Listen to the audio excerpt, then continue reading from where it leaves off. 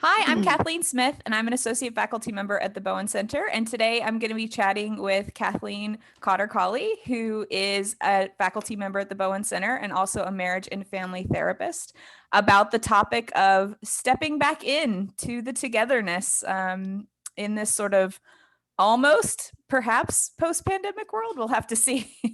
But yeah, it was interesting. We were at a meeting at the Bowen Center and this topic came up, Kathleen. And is it something you've been talking about with people a lot as they're sort of navigating life post-vaccination? It came up and then it was, oh, let's do this. That's how usually these things evolve. But I have been really observing certain themes that are coming up for people as the pandemic is hopefully winding down a little bit more. Just that people are surprised by what they're experiencing. Mm-hmm. Yeah, I mean, what have you observed? Is the anxiety going up? Well, I think a year ago when everything shut down, there was a lot of worry about that, washing groceries, all the things that people were doing.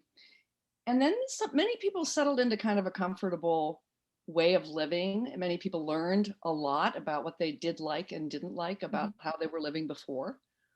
And so I think of this as kind of the next unknown, like the next kind of time of uncertainty. And how does a person step back into the togetherness with good knowledge about what they've learned about themselves during the pandemic? A lot of people are quite pleased with how their life has evolved. And so I think Bowen Theory would have ideas to help people out, and mainly with defining a self in our family room by ourself is one thing. But when we step back out into the world of the family and friendships the way they used to be, and we have new ideas about that. Maybe I don't want to walk with a friend every week, or maybe I don't want to go to my Uncle Jim's every week for dinner. How do I tell my friend or my family member, I don't think I want to do that anymore? So I think the togetherness forces of the family and friendships and work relationships are what I'm seeing people really thinking about. And they're finding it more challenging than they thought. Yeah, I had this interesting experience a couple weeks ago. I was meeting outdoors with my book club, and a couple of people were lingering afterwards, and we all happened to be vaccinated. And two of my friends, gave each other a hug. And they said, "Hey, Kathleen, do you want to get in here?" And I said, "You know what? I'm just gonna enjoy watching you guys." I'm good. What is that? But it wasn't easy to say. I felt that togetherness in the moment, and but my thinking was, you know what, I'm not comfortable doing that right now. And but it was just such a good example of these forces of, okay, we're now all going to do the things this way. That's right. We've got to be on the same page. Yeah. I think in the media, as soon as you can gather again, soon we will be able to gather again. A lot of people are thinking, oh, I don't know if that's good or bad, So yeah, that's a great example that you just gave. Well, what are some of the patterns that people will fall into, you think, if they're not careful or if they're not thinking, that might trip them up a little bit? Well, I think they might just announce things in kind of a scratchy way rather than, here's how I'm thinking about what I'm able to do. When they're up against people maybe saying, you can gather now. It's been a year. Come on over. Let's just resume the way it was. So how does a person hold on to, I think functioning position is a big help. Are you a person who's the youngest of 5 and you might be really apt to just adapt right back in to all the things you didn't want to do in 2019, and then you had these discoveries in 2020, and now you just adapt right back in? Or if people are in an older spot, more responsible as a head of 5, 6 kids in their original family, they might start telling people what to do. It's okay, you're good, it's safe, just put your mask on and keep on going. So I think knowing our automatic, what we tend to do, and really trying to manage it as we're stepping out into our relationships again, respecting that everybody's going to be thinking about this in a different way. Sure. Yeah. And I was just thinking about, the more tension there is, right, the more these sort of automatic ways of functioning, it's that much harder to interrupt. But it's fun to play around with and to pay attention to. Well, it is. And I think just thinking about what those patterns are can help people. If you think of, well, okay, what would Bowen Theory say? Even just take a pattern in your head as you're stepping out and think about, what does it mean to be over or under responsible? Right. You and I have talked about this before. Somebody might say, I went to see my friend and we were socially distant. We wore our masks, and you added, and it was safe. So I think there's a lot of this reporting that is not really part of differentiation of self. Differentiation might be, well, I made a decision to go such and such a place. End of sentence, period. By reporting, do you mean sort of wanting absolution or wanting the other person to kind of reassure you that you were okay, that you didn't do something wrong? You know, I think I do that with my husband sometimes, if I'm being honest. Yeah, I think it is been part of the last year. I think it's kind of become an automatic. Are you safe? Am I safe? Will my being with you make you safe, or will I worry that you're not safe?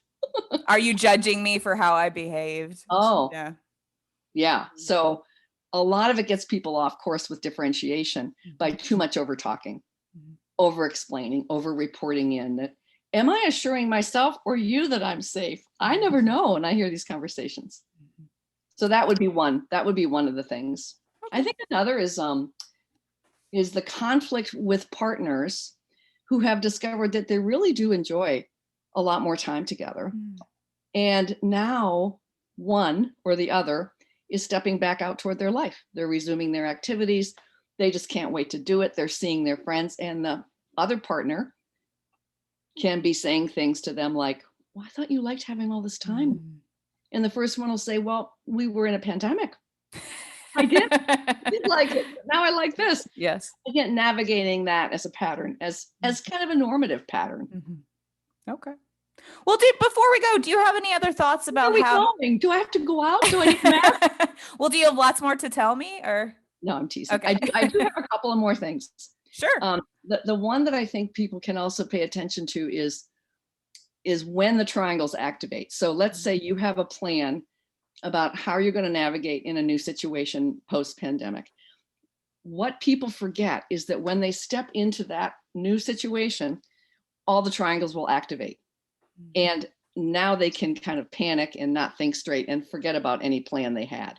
So just thinking about those things and having some principles in your back pocket. It might be simple things like, don't forget to access thinking. One of mine has been, if I make any decision to go anywhere, I leave fear at home. And then try to stay interested in how people are managing themselves during this time. Just stay curious. That's great. That sounds like the thinking comes in before you even step out then. Because it's harder to think once you're out. Exactly. Yeah. And I think that can surprise people. Like, whoa, and the togetherness forces and the triangles can activate. And it's like, oh, what was that plan I had that I thought was so good? Well, I don't want to put you on the spot, but can you think of an example of a triangle that might be common or that people might experience? I was trying to think of something. Well, I think anytime people have a plan, even without a pandemic, for going on a family vacation to her family or his family, I say, well, number one, that's a family trip. That's not a vacation. And so let's say the couple decides how they're going to be on the trip. Well, we're going to take some time with our kids away from the extended family for a day. And we're going to take a walk every day, separate from all the relatives. And in the apartment in Washington, D.C., that sounds like the best plan ever. Then they go, and let's say they're in the family of the wife or the female partner or the partner. And she's suddenly pulled up into her mom and her sister, and they're saying, let's go do this and let's go do this. She ditches her partner, ditches any plan they had, and the couple fights the whole time. And so that's what I mean by having a plan, but paying attention to the triangles and the emotional field that you are entering. That's such a great example. I'm going to see my in-laws in a week, so I'm going to be thinking about this now. That's very helpful. Thank you. You have a plan? Not yet, but now I will. Okay. Don't forget your mask and be safe, Kathleen. All right. Were there any other key things you wanted to talk about with stepping back into the togetherness, or? No, I that's just enough. been thinking about it so much, and this was a great opportunity to think through it with you and get it out of my idea brain onto a format. So thank you. All right. Well, I really appreciate this. I think there's so much out there about what people should be doing, and there's less out there about how people do their own thinking. So hopefully this will be helpful for folks. So Hey, thank you so much. you're more than welcome.